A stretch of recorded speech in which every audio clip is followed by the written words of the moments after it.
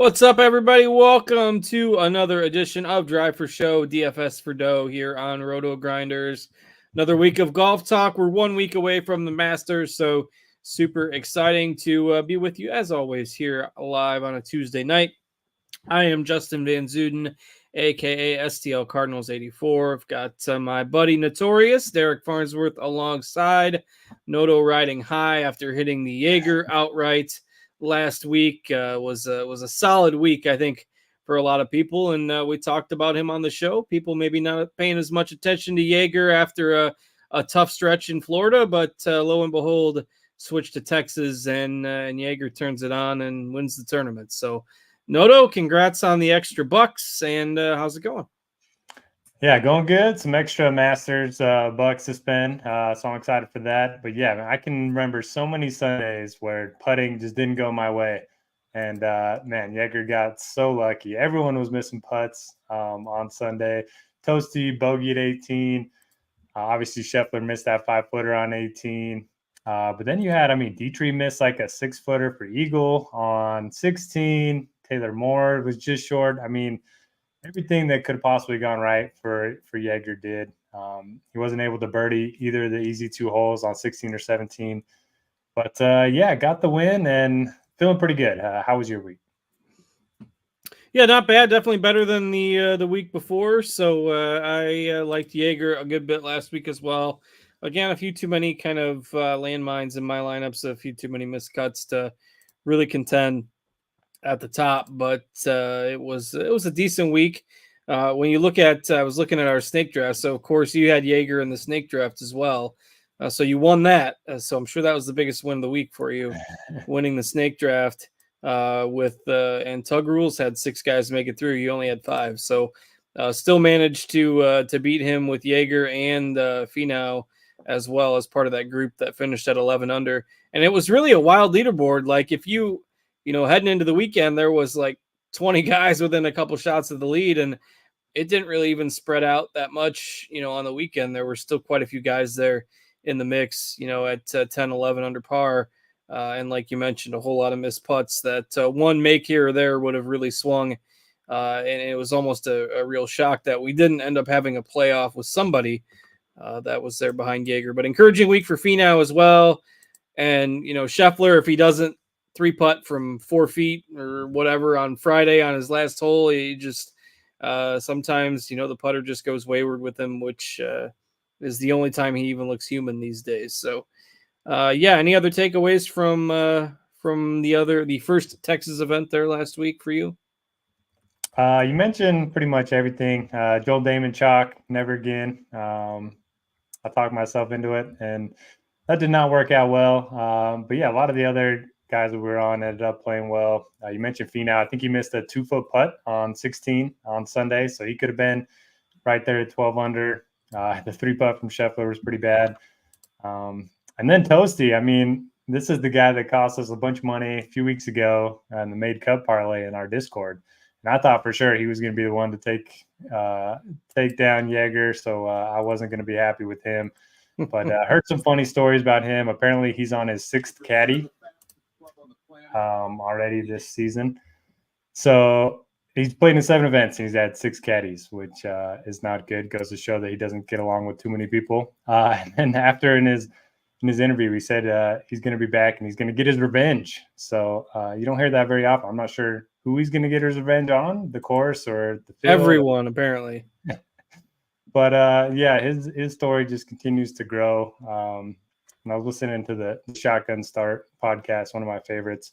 They were saying when he was on the Corn Ferry Tour, rather than renting cars, he would just have 3 old cars that he would park around the country, and he would fly to the location of that car and then drive to the events because he doesn't believe in rental car services. So interesting guy. Yeah. Well, that's a new one. I hadn't heard that one yet.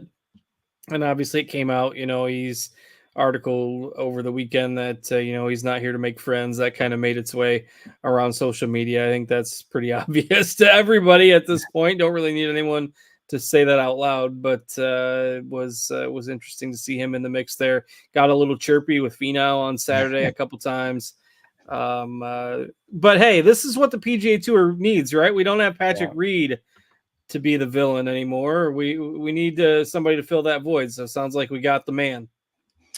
Yeah, we do. Hopefully we can get him on the President's Cup team and just get all kinds of drama going, build that up a little bit. But yeah, love the course, love Memorial Park. I'm hoping they kind of make that event bigger, maybe into a designated event moving forward, something like that. Because it's challenging, and at the same time, you can make birdies if you're hitting the ball well. Yeah. So fan of the course, and yeah, excited for next week for sure. As I mentioned, 5-way tie for second, third, 11 under par. Taylor Moore, along with a lot of the other guys there that we just mentioned. I had an outright on Moore, so I was kind of rooting for him, but he fell a shot short of a playoff. Aaron Rye, Billy Horschel, one stroke behind those guys. So we had basically 10 guys within 2 strokes of the lead. Alex Noren, another kind of popular name that had a good Sunday, 5 under par, finished 3 shots back along with a couple of other players. But time for us to turn the page, move forward, and we've got one more week before the Masters. Another event in Texas this week, the Valero Texas Open. TPC San Antonio is your host course. This is a course that is very, the way it plays is heavily going to depend on the weather. We have seen a weather edge here quite a few times over the years. But also, most people tend to know that at this point, and the ownership tends to really skew. If we see, a wave advantage one way or the other, you're really going to see ownership start to follow that. I'm pulling up an early forecast right now, shows 8-mile-an-hour winds on Thursday, but about 15 to 20 mile per hour winds on Friday. So Friday would be the day maybe to look at. If we end up getting a wave advantage, it looks like it could be that day, but a little too early to pinpoint that for sure. Other than the weather impact, what do we know about the course this week? Yeah, definitely a good week to watch the forecast. So if you are building lineups, I'd like the idea of doing tee times stacks. The course similar in par and length to Augusta National, so it's a par 72, just over 7,400 yards. The par 5s are kind of where you have to make your money here. Difficulties typically in the top 15 on the PGA Tour, but again, that depends on the wind. The difference between this and Augusta, the fairways, they're really narrow here. The rough is penal. So, we saw Kevin Na make a 16 here that one year. Famous YouTube clip. If you haven't seen it, I highly recommend checking it out. The greens here are pretty average in size, but they are difficult to hit. Only 61% of the greens were hit last year at this event. So, tidy short game going to be needed if you want to avoid those bogeys. But ultimately, I'm kind of just looking at guys that are good tee to green, kind of similar to what I did last week. I don't mind taking a look at some bad putters. I mean, Corey Connors has won this twice, so obviously, you don't have to be great with the flat stick. He has putted pretty well here in the past, but other guys that have played well here. I mean, Matt Kuchar, Jordan Spieth. So you definitely don't have to be a bomber. Distance will be an edge on the par 5s, but I think, total driving is probably better than pure distance. And then that's pretty much it for me. Texas experience is always helpful. What else are you looking at? Yeah, don't mind those angles as well. Total driving is a big one for me. Guys that can keep it in the fairway do have some edge here with the rough kind of being quite penalizing, as you mentioned a bit ago. So we're on the same page as far as metrics go this week. Should be a nice warm-up. And I do think maybe one angle people will ask about, well, you got guys just getting ready for the Masters. Do they really care about this week? That's a tough thing to kind of quantify. Like, okay, who's going to care more than the other guy? I mean, you can guess, but really no way of putting that outside of if there's a significant injury concern with somebody.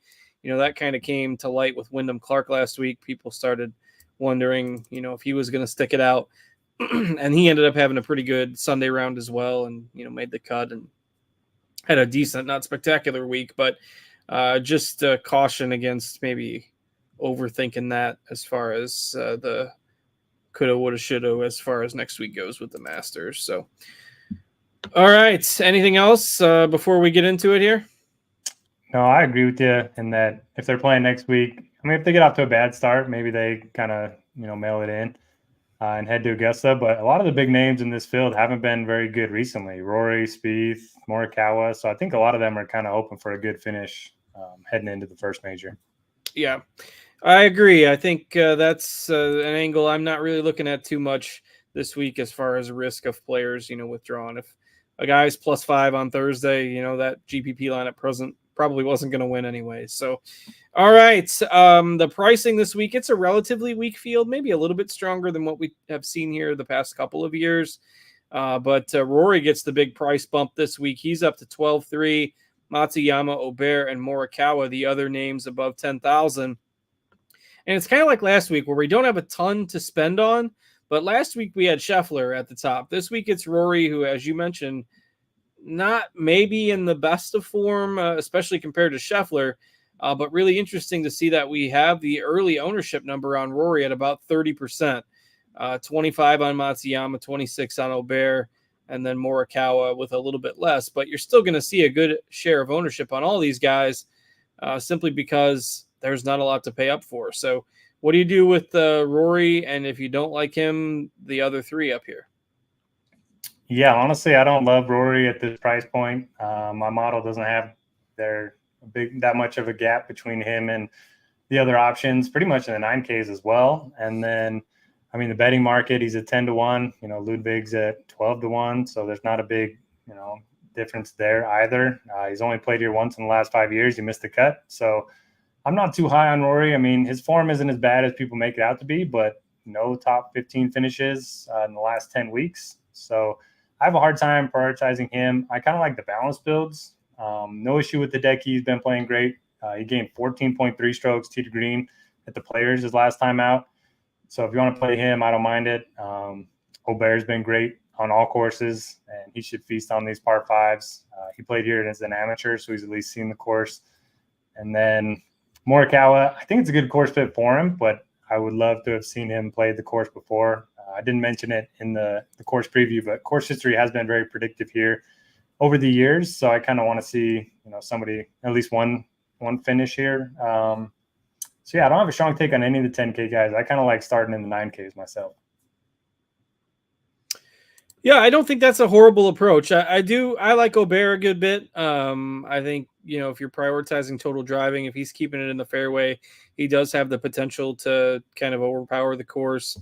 Our kind of optimizer, if you sort our lineup HQ by optimizer, optimal lineup percentage, he's second only to Rory. I kind of share your opinion on McIlroy at that price and that ownership. I don't think he's a must by any means.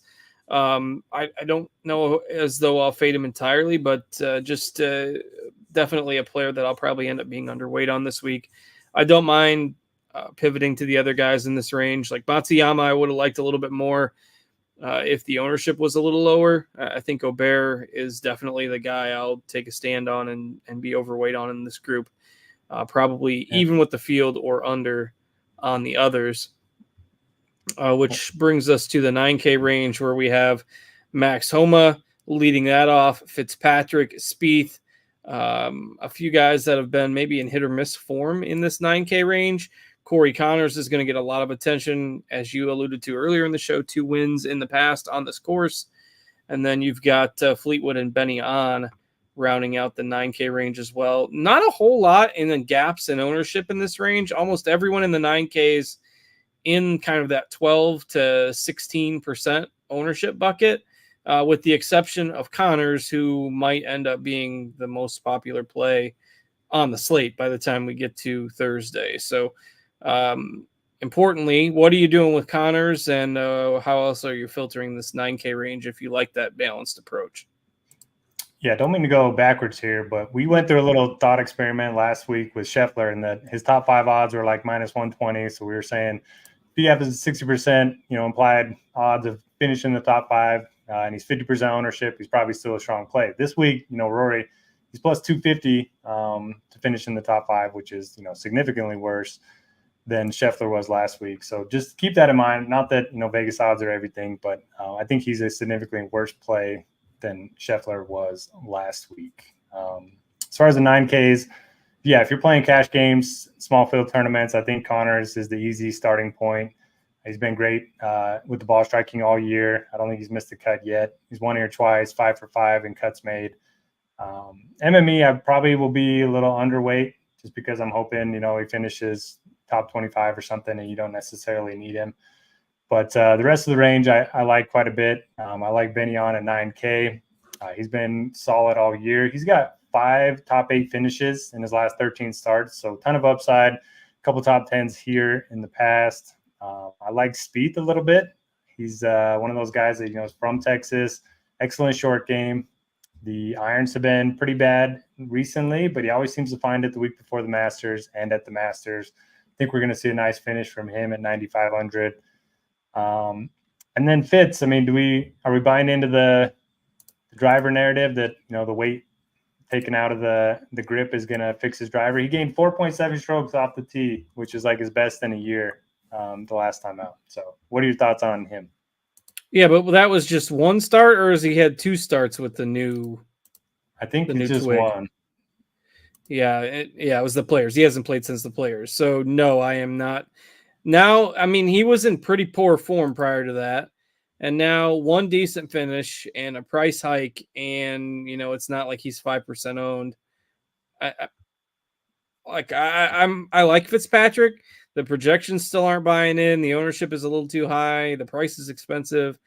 If it beats me, so be it. I think I'm out. At least until we do another week or two. I kind of agree. And the same goes for Fleetwood. So he's lost 16 strokes on approach in his last 5 starts. Tommy Fleetwood, like the best iron player in the last 10 years, one of them at least. For whatever reason, the irons are off. So maybe he's got some weights in his grips too. Yeah, I better figure that out. Get the scales out. Let's go see somebody can fix Tommy Fleetwood. That Masters salaries just came out a little bit ago. So I was looking at those 2 guys prices for next week. So yeah, Fitz is 7,900 and Fleetwood is 7,500 next week for what it's worth. Obviously a loaded field with the Masters, but you'll always like the way your lineups look with the majors. But Men's Warehouse. What's that? The old Men's Warehouse line. Yeah, that's right. And Fleetwood's only like $500 more than Phil next week. So anyway, I'm getting ahead of myself. We're talking about the Masters. We still got a tournament to get through, Justin. I got to keep myself focused. So okay, Connors. I mean, it's hard to find an argument against him other than ownership. I prefer to just play him and differentiate my lineups elsewhere, largely because I don't like this range maybe as much as everybody else. I'm never big on Spieth. I just mentioned I'm out on Fitzpatrick. Noto mentioned the concerns with Fleetwood. I don't like the 9Ks a whole lot. So I'll just get plenty of Connors and then differentiate my lineups elsewhere. Homa, I think, is fine. But the rest of the 9Ks, I'll probably be underweight on. Did you give a take on Benny on? Yeah, he's probably my favorite play in the range other than Connors. Okay. So. I was pulling up the master salaries while you were talking about him, so forgive me. And then I was also just distracted by your red dot in lineup HQ on Billy Horschel, so you're going to need to sell me on that.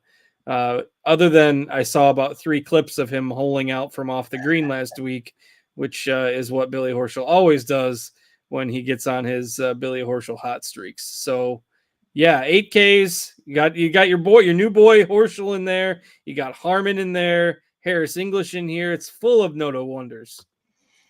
Yeah, so the model will never like Billy Horschel, but I do like him this week. He talked about another guy that's had equipment issues. Apparently the loft on his irons has been off, or they changed it recently, whatever it may be. He's found something with the irons, gained 3.1 at the Honda, 3.1 at the Valspar, 1.2 last week. And if you look at his course history, this is one of the courses that he's played well every year. I think he has 4 top 15 finishes here in his career. And he's one of those guys, when he runs hot, he runs hot. So I think it's a good time to hop on Horschel. I don't love that he's going to be popular, but yeah, I'm on board this week. Same goes for Alex Noren, 3 straight top 20s. I think he's made 13 straight cuts on the PGA Tour, T15 here last year. So you can talk yourself into Noren. I think both of those guys are going to be pretty popular outrights as well. And then no issue with Harmon. His irons have been awesome recently. He doesn't play here very often, but if those irons keep up, I think that's pretty good bet. And then my favorite play is going to be Henley at 8,200. I don't think he's going to have this 11% ownership that we currently have him projected for now, but a guy that's very good around the green, one of the better iron players, hits a lot of fairways. I think he makes a lot of sense on this course. Yeah, I like him a lot too. I think you're going to see, people go with the top end guys and maybe skip over him or those balance builds. It becomes easy to skip over like Henley's range a good bit. You look at, the form, a little bit iffy, course history, not much to go off of. But yeah, he's one of my favorite GPP plays of the week. So I like Henley quite a lot this week. No issue with anybody else like right above him. Like you can play English, Scott, Harmon, Noren. I'll probably mix and match those guys a good bit as kind of the second, third, fourth guys in my lineups, especially in those balanced builds. Because I don't like that 9K range very much this week, I will land in this 8K range a little bit more. Anything else to round that out? Tom Kim, the Honda's tag of the week on Ricky Fowler. Oh, really? Otherwise, we can start moving into the 7Ks here. I mean, his tags that make no sense to me, I always end up playing really always well. Do well. So maybe I should have interest. But I mean, Ricky, I looked this up. He hasn't had a top 15 in a full field event since he won. So that does worry me. What about Harris English? He's just been awesome. He's made. Yeah, I think he's fine, and the tee to green game has been really good as well. It's not just been a mirage. 4 straight top 25s. Hasn't missed a cut since July. Crazy. Yeah, I'm fine with him. Yeah. All right, let's go. Go ahead. Full 8K lineup, the full balanced 8Ks. I don't hate it. Yeah, it's not the worst, especially in a weaker field. If one of the top guys doesn't win, it can definitely get there this week. All right, let's head into the 7Ks. We've got 4 or 5 guys here at the top of the 7K range that are pushing kind of mid-teens ownership. Seabez, Aaron Rai, Akshay, Eric Cole, and Keith Mitchell, all at 12 to 17% ownership. And that is your kind of upper half of the 7K range. If you're playing the driver heavy angle, that would seem to suit Keith Mitchell fairly well. I've seen some buzz on Eric Cole this week. Rai would seem to be probably your safe play out of this group. And I think you can make a case for all of them, but you got a favorite or two out of there? Yeah, I have Cole and Rai tagged. I think it's a really strong range, though. There's not a lot separating them. For whatever reason, Rai just loves playing in Texas. Another top 10 last week in Houston, and then he's got 2 top 30s here. Really good iron player. I was just pulling up Keith Mitchell's numbers. So he's lost a bunch on the greens, and he's lost around the green in 8 straight events. But the ball striking is amazing. So if you want to play that angle, I certainly don't hate him. And then Eric Cole is kind of the opposite in that he's a bad driver of the ball, and everything else is really good. So you kind of pick your poison with this range. And then Akshay, ever since he's gone to that long putter, he's been a lot better on the greens. So I think he makes a lot of sense as well. Who are your favorites? Yeah, I like I say, I think you can mix and match this group in pretty much any fashion you want. I'll probably end up with some Mitchell this week and just hope he has a good driving week. If he does, A, have a good driving week, and B, avoid the blow-up round. That's been the bugaboo. I like Mitchell a good bit in tournaments. I think I'll probably have Rai in my player pool as well. Probably won't keep everybody in here, but I will have most of them. You can even go down to Hostler. It's right at 7,500. And then one of my favorite tournament plays of the week is Van Rooyen at 7,400. Missed the cut at the Players, but he's got 6 top 25s in 9 starts this year. If you look at kind of strokes gain metrics over the last 36 rounds, he's 4th in this field in total strokes gained, 6th in approach. And modest ownership there. We've got Van Rooyen at 9%, whereas you've got, say, McNeely at like 13, Glover at 14, Hostler above 10. So, yeah, EVR at 7,400 is one of my favorite tournament plays. I like Højgaard at 7,300 as well. I mean, I think this mid 7K range even if you're going like Rory at the top, you can get like 2 or 3 guys from in here, and I think it helps round that lineup out. Lucas Glover looks to be kind of the chalk play of the lower part of the 7K range, which is fine with him as well. But I think in GPPs, just go for some of the lower owned guys here because there's not a whole lot separating them. So yeah, EVR is probably my guy, Højgaard as well. And as we go down that 7K range, who are some others that you like? Yeah, I like Glover. He's kind of had the similar Keith Mitchell ball striking numbers, except he's been a lot better around the green. He's gained in 6 of his last 7 around the green. Putter's bad, but he's been good here, 4 for 4 with 3 top 20s. So I'll play some Glover. I don't mind the Van Ruyen call. My fade, my perennial fade of EVR finally paid off when he missed the cut his last time out. So now that he missed the cut when I was off of him, now I can get back on. Yeah, you gotta hit the reset button. Exactly. So I don't mind that. I like the ownership there.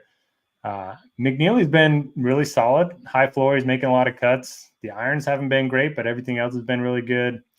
And then Hostler, I'll always play him in Texas. And don't like anyone else that we get down to like Mark Hubbard. Really good iron player. The driver, he's a lot similar to Eric Cole in that if he drives it well, he's probably going to have a good week, but that's kind of a big if. So I do like him at 7,000.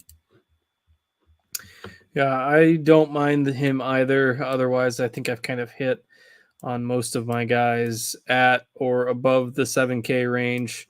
I mean, Sam Ryder, I think you can always maybe take a stab on him in GPPs. Eckroat will grade out well in the projections.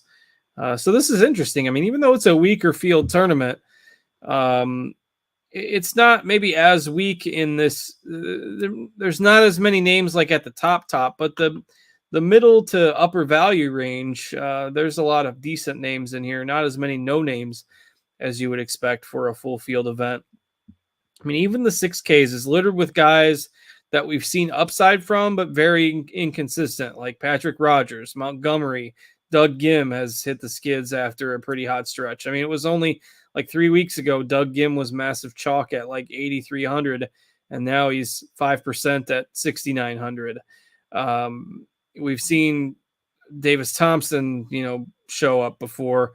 Novak has had a bunch of top finishes. So all these guys are in the 6K range. My favorite is Joel Damon at 6,100. Like Joel Damon is everyone wanted Joel Damon last week. He was like 20% owned. And now Joel Damon had a bad week, and Joel Damon is 6,100, and now he's only 4% owned. So as one who didn't get burned by him that much last week, I'll gladly play Joel Damon this week at a quarter of the ownership. So all sorts of different names in here. Joel Damon is my favorite. I think, the others that I just mentioned are fine as well. Do you have a favorite or two in the 6Ks? Yeah, it's funny. I thought about writing up Damon, and I just couldn't do it after having him as a core play last week. I just couldn't get burned by him again, but he'll definitely make my player pool. No reason not to. One bad week, that's going to happen. My favorites, I like Jonathan Vegas again. Talked about him a little bit last week. The short game has been bad since returning, but the driver's been good. The irons have been good. 6,200, still a good price point. He's been pretty good at this event in the past. Also like Nate Lashley, talked him up a bit last week, top 25 finish. He's also at 6,200. Outside of that, man, Doug Gim's been a little bit of a letdown. Adam Shank's price, the safest option here. KH Lee has like the TPC narrative. For whatever reason, he plays well at all the TPC courses. So if you want to do that, I don't hate it. What about the course history angle with Matt Kuchar? I don't know. I mean, he's not the same guy anymore, though. Well, he was always the guy. Like, I think some of it seems like he's always been on the plus side of the weather draw here too when there's been one. I don't know. I'm just not really a Kuchar guy that much anymore, I guess. Yeah, I'm not playing him either, but I couldn't believe he's finished second and third here the last 2 years. Weird. If you want, he's the Luke Donald of the Houston Open, at the Valero Texas Open this week. I'm not going there. Vegas, you mentioned. Damon, I mentioned. Doesn't he always crush this course too? Who's that? Charlie Hoffman.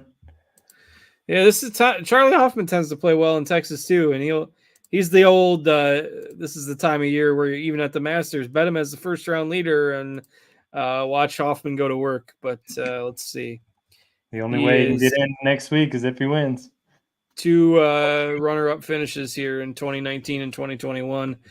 22nd last year, and JJ Spawn won here a couple years ago as well. So, yeah, we've seen dark horses, and obviously we've seen plenty of dark horses win this year in general. It's tough to click the button on Hoffman these days, but there are crazier plays. We got for ownership on him. You're gonna talk me into playing some Charlie Hoffman. I mean, he almost won 0.9%. 0.9. That's pretty good. Yeah, 0.9. We moved the needle a lot, so bump that up to 1.1 now after the show. I'm gonna watch. I'm gonna keep an eye on his ownership, and when he gets the bump, that's when I know that our info here has been taken into account. All right. As we start to wind down towards the bottom of this field, we do again have the 5K range on DraftKings. I am not as in love with some of the 5K options that, compared to what we saw maybe the last couple weeks. Stevens had a good finish here last year. Michael Kim, we've seen some flashes from him in the past, but not a whole lot lately. I'm probably not going down here personally this week. Is there anybody you are remotely interested in? Yeah, I don't plan to roster a single player below 6,200. So nobody from me. Yeah, nobody here either. So I think we'll leave that alone this week and stick to that 6Ks. And I think there's plenty of options in the 6Ks as well. All right, with that, we will get ready to wind things up and do our weekly snake draft here at the end of the show. Before we go, a couple of reminders.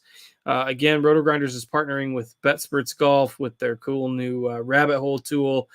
So you can check that out. We can get you some info on that. I believe we've got some links in the description as well for RotoGrinders Premium. Never a better time to sign up.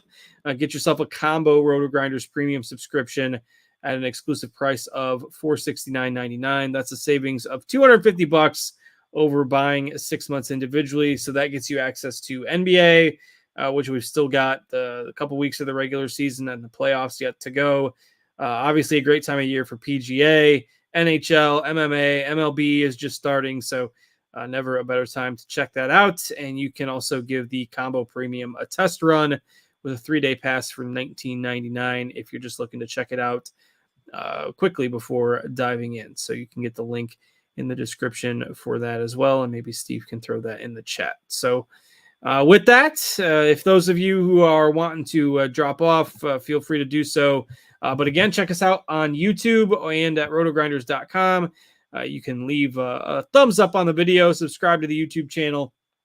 For those of you that are watching us over on X, Twitter, you can check us out on YouTube as well if you ever want to stream it that way. So, and again, hit that thumbs up button. We appreciate that very much.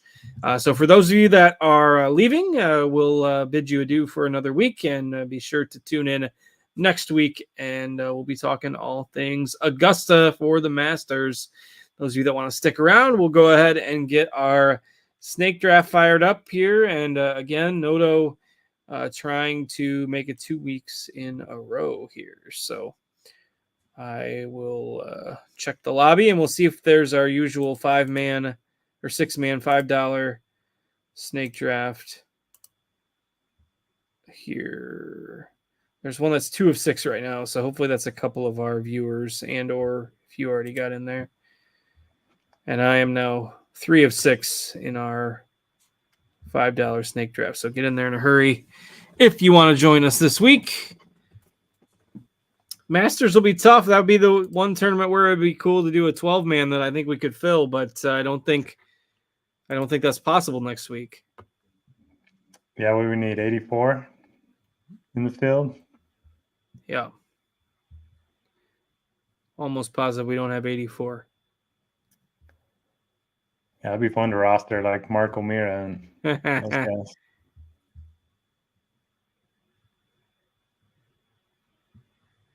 Oh, 88. I just counted, I think. It was very quick math. I'll share my screen here in a minute. Oh, yeah, I get the first pick the week Scheffler's not playing. 3, 6, 9, 12, 15, 18, 21. Did you see he's like 4-1 to win the Masters? That's crazy.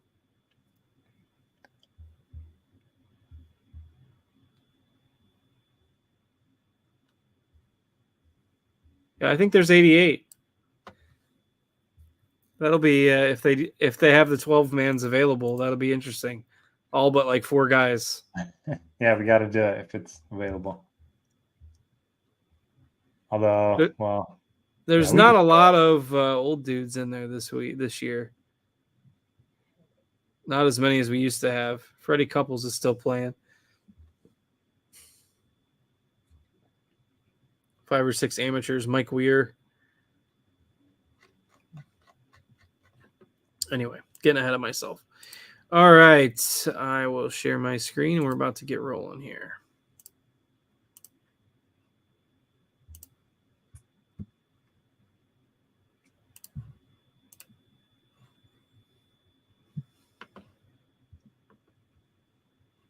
Gasman got in. Got a few regulars nowadays. You recognize most of the names most weeks. I will not have a ton of Rory in DFS, but I think it's foolish to not take him in this format first. So yeah, we'll take Rory and let everything else fall into place. Yeah, see, Connors is number 4 here. Probably too cheap in DFS.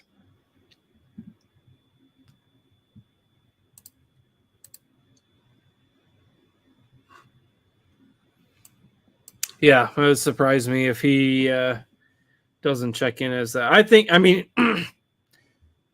that Connors ends up being higher than Rory, but we'll see in terms of DFS ownership because of the salary difference.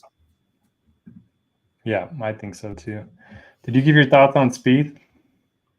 You know my thoughts on Spieth. I don't hate it this week, especially because I don't like that range as much. I might play a little Spieth this week.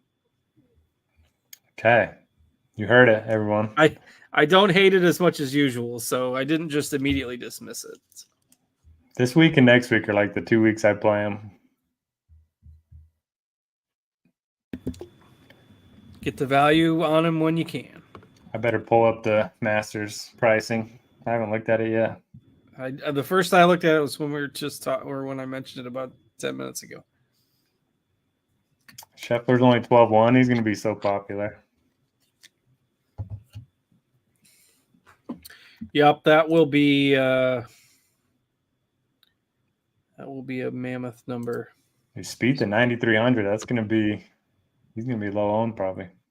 Wow. I can't believe Scheffler's 4-1. I know he's been playing great, but I mean, you got Rahm back in here. You got Brooks.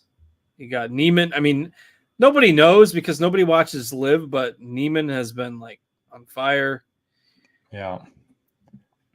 So was Paul Casey. I wish he was playing next week so we could withdraw with the back. I was gonna say you took that right out of my mouth. So that we could all play. We could all play him and we could all be pissed by Thursday morning. They're playing Doral this week. Might be the first time I watched some Live Golf. I like that course. Yeah. Another tough one. All right, coming back to me, I'm going to have 2 picks here, and of course it's going to try to get me to pick Horschel. Do it. If you want the winner. He's going to win him this week. Take English and Henley. No respect. So you're just not buying into these equipment adjustments, huh? That's the only reason they've been playing bad. Their equipment was bad. It's true. It's always the equipment. That's Oh yes, they saved Horschel for me. You guys are in trouble. It's not the equipment with Horschel. It's the Lucky Charm. It's the horseshoe. It's what's in between the ears. Yeah, definitely some in between the ears with him for sure.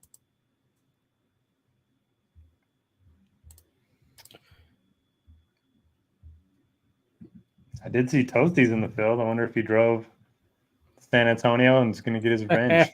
Depends on where he had his car stored. Yeah. We had to fly. The cars were like apparently the story, one of the cars was like a Chevy little compact car, and it had the big check that he had won like a month before at the Corn Ferry Tour. It was just sitting in the back like Happy Gilmore had it. Pretty funny. I remember one time I had a little. This is going to go way off the rails, but that's okay. It's a talking point during the latter rounds of this draft. But I got to make my 2 picks here first. Doug Gim already off the board. I don't even like Doug Gim that much this week. Let's calm down here. All right, we're going to go with Hostler and Cole. Man, I'm surprised Mr. Gerg didn't come in the chat and talk about Jaeger. Yeah, winner. Maybe he's away this week. All right, so rental car story. I had to go one time to Montana for a work conference. We went up there because I do farm taxes, so lots of farmers up in Montana. So I flew up to Montana for a work conference and had to get a rental car when I got there, obviously. Now, I don't know, so you're obviously out west. Have you ever been to or stayed in or been through Montana in any capacity? Don't think so. Okay, not exactly the tourist destination of the world in Montana, but Montana is beautiful. I enjoyed, driving through the mountains and stuff. Problem was, I get there and now I am 5'6" on a good day, 5'5.5" on a normal day, and they try to give me. I mean, this rental car place tries to give me this big old freaking truck. Now, I am not a truck guy because I am small and I'm not used to driving a truck. Like I can handle an SUV or I can handle a compact car or whatever. I do not want a big honking truck. So I said, can you give me something else? Which is probably the first time that they've had somebody turn down a truck in Montana in December. Yeah. And then, so they gave me this little compact Chevy. That's what reminded me of it. And so then, we get through a conference for 3 or 4 days and I'm driving back to the airport and man, it is snowing like crazy because it's Montana in December. And at that point I was wishing that I had the big old truck and not the Ford Taurus or whatever I had, but we white knuckled it back to the airport. But I loved the scenery in Montana. I would just rather go in June or July and not December. For anybody out there who's interested in visiting Montana or the one viewer we might have that lives there. Yeah, same for Utah, unless you're skiing. You should probably come in the spring or summer. Definitely not in December. All right. It already came back to me, and I am, you know what? I'm taking Charlie Hoffman with my last pick. Okay. There we go. Norman Zhang. How about this? Oh, who did you pick him? No, I don't think so. No, I got Hoffman as my last pick. Oh, did somebody pick him? Oh, yeah. Yeah, the next person after me. D. Rich. I love my team this week. You guys are going. I'm just going to win the rest of the year. I unfortunately hate to break it to you, but those are usually the weeks we finish last when we like our teams. Yeah, I didn't love having the first pick this week. Give me a week with Scheffler and not with Rory, but Rory, English, Henley, Hostler, Cole, Ryder, and Charlie Hoffman for me. Matsuyama, On, Horschel, Akshay, Glover, Hubbard, and KH Lee for Noto. And the last pick of the draft is Matt Kuchar, ironically enough, who we just talked about a little bit ago. So, all right, well, that went fast. Got stuck on my Montana rental car story for a minute. And yeah, we talked about Masters for a minute, and we're just 1 week away from that. So, Noto, anything else before we get out of here for tonight? No, thanks for watching as always. Good luck, and yeah, save that bankroll for next week, or build it up, I guess. Absolutely. Well, you did a nice job of that with Jaeger outright last week. We'll see what this week brings. And again, remember to hit that thumbs up if you're watching us on the YouTube. And thanks to Steve for producing, working hard behind the scenes for us as always. Thanks to Noto for joining me. I'm Justin, and we'll see you next week for the Masters, everybody. Take care and good luck.